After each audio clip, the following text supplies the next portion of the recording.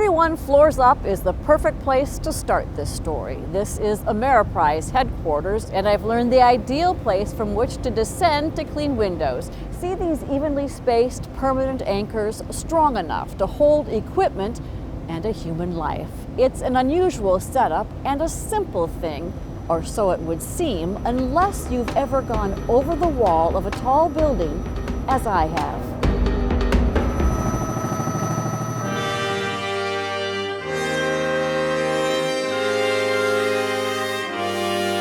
The center of the city shines only because there are a few who will brave any height. There's some adrenaline To keep it shining.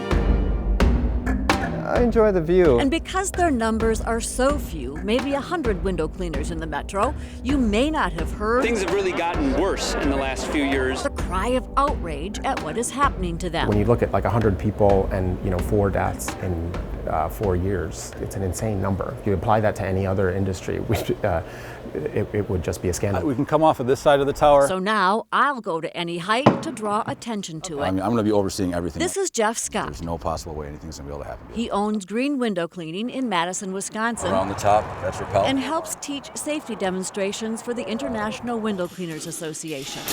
I get ready. We don't want a hood in the way that could strangle you. In a condo under construction. So that makes the platform a secondary feature. On the top floor of a 15-story building. There for nothing but comfort. He is not training me as he would train the cleaners who work for him. This is your harness. It's your primary means of fall protection. That would take months, even years, of lessons and testing. Your backup connection point for your safety device that's going to ride right here in the middle of your chest. Rather, he's showing me what I need to know to go over the wall under his supervision so I can understand just how much is involved. Right up over your head with this.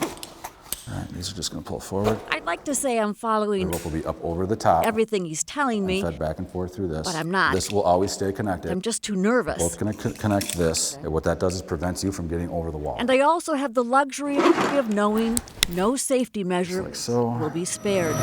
But that luxury, for 4 Minnesota men, and safety, it seems, had become just that, a luxury, is expensive.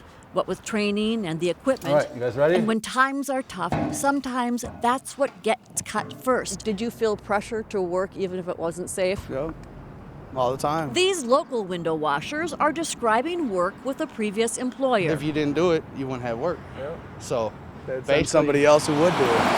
Our investigation found that time and again. So while I head to the roof in Madison, I don't think he was trained enough. let's take a closer look at the local I accidents. think he just wanted to get in a chair like his big brother.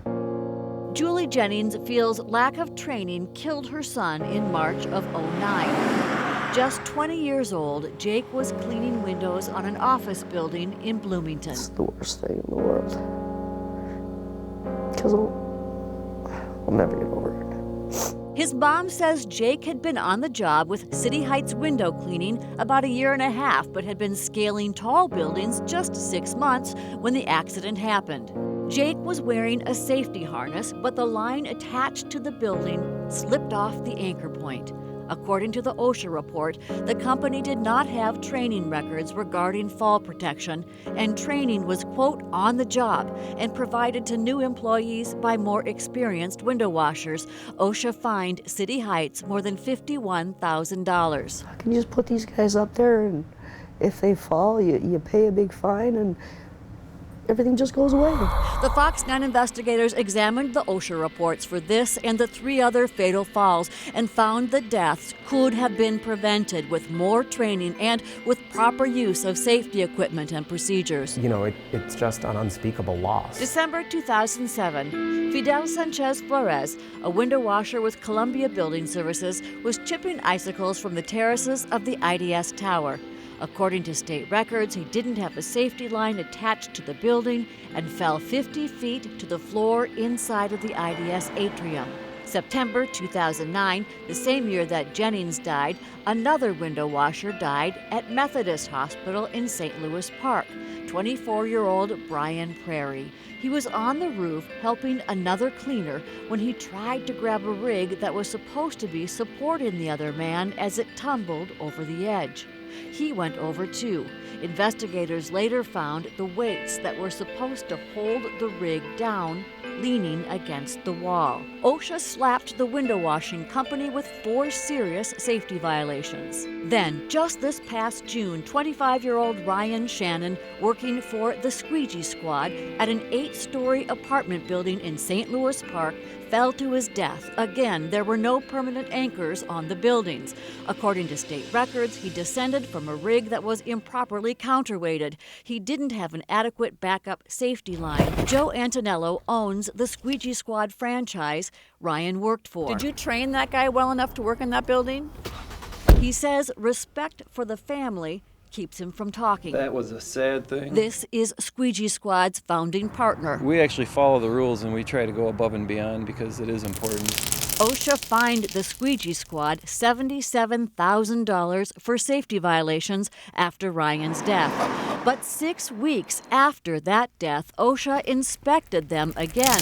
This time, OSHA, according to these records, found the Squeegee Squad failed to protect its workers from conditions, quote, that are likely to cause death or serious injury. The fine, more than $55,000.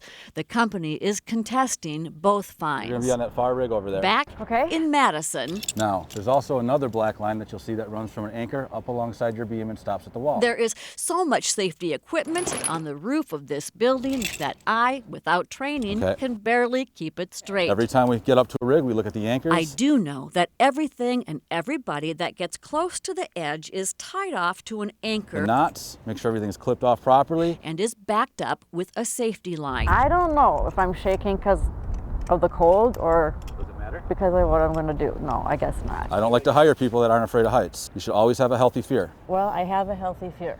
The thing is, once you're there, you can go like this, and you're going to be just fine Yeah, because right. everything's positive. I probably won't. They are also prepared to lower me down if I freeze up or rescue me if I panic. How do you feel?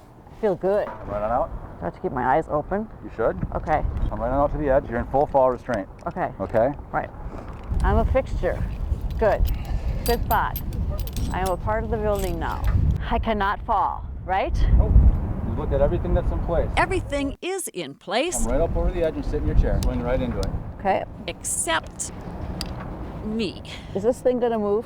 Nope. You just scoot your butt out over the edge. Am I on the chair though, kind of, or not really? Get your other leg down and you're in it. But even secure in my 2 lines, it's as though my brain can't convince my foot to leave the roof. An internal tug of war 200 feet above a Madison sidewalk. But the really scary thing, Bring that other foot back. and we'll come back to my predicament in a minute, is the way some Minnesota window washers describe the safety culture here I'm amazed not more people have died. and the training they got before they went over the wall. It was some rigorous training. They feel safe working now, but in the beginning, training consisted of Tie some knots, learn not to tie off to like a roof antenna or something that's not going to hold 5,000 pounds. Common sense. Did you get much training when you first started? No, on-job training. Here's the building. Get over the side. Fall protection is your seatbelt like you're driving in the car. On a Friday in October, the International Window Cleaning Association came to town. This is what's called a Type F system. Armed with sobering stats and stories. This is probably one of the windiest days in Washington, D.C. in a long time. They came specifically to the Twin Cities because we've had so many deaths here. You don't really have enough window cleaning companies to have that many accidents in that short of time. More fatal accidents, in fact, since 2007 than any other state in the country, including Florida and California, where they wash windows all year. You wear a harness, you have to attach it to a spot in the basket. And yet, very few local companies showed up at the safety seminar. I hope the companies that didn't come think they know all there is to know about safety for window cleaning, because I know that they don't. The Fox 9 investigators called several of the companies that didn't come. Oh, this is already scary. They said they either didn't know about it or were too busy. I got it. Too busy for safety? There. Put your feet against the wall. It seems inconceivable Welcome to my office. to someone about to go over the wall. It's hard work, but we've got the best view in town. But once I'm over, 3 stories on up, it's all the same. I'm comfortable enough The outcome's not going to change. You don't bounce. to just But if we couldn't fall right now. sit and talk 160 feet How up. did you do today? Phenomenal. although I still have to get myself down. The most dangerous part of my job, as we sit here and do this interview, is driving to work and going home. As long as everything's in place, everything here has a backup system. Jeff Scott says he's turned down jobs because the buildings were just too dangerous to work on, only to have other companies take the work, something local companies say they've experienced too. A lot of times it's money motivated, just to get the job. They got to stay busy, so they take the job even though they know there might be some issues there that they shouldn't be doing. Consider what Minnesota OSHA found in the last 21 inspections it did of window washing crews. It wrote 14 citations, many for potentially deadly problems with safety equipment and training. The problem is OSHA didn't start doing those inspections until after the third window washer had died. Every 4 people that you're talking about have families that have to deal with this every day. It's a question of the staff that we have, that right now we see that there's a need for that. That's where we're putting our emphasis on there. There were so many violations that Minnesota OSHA has written new rules for window washing companies.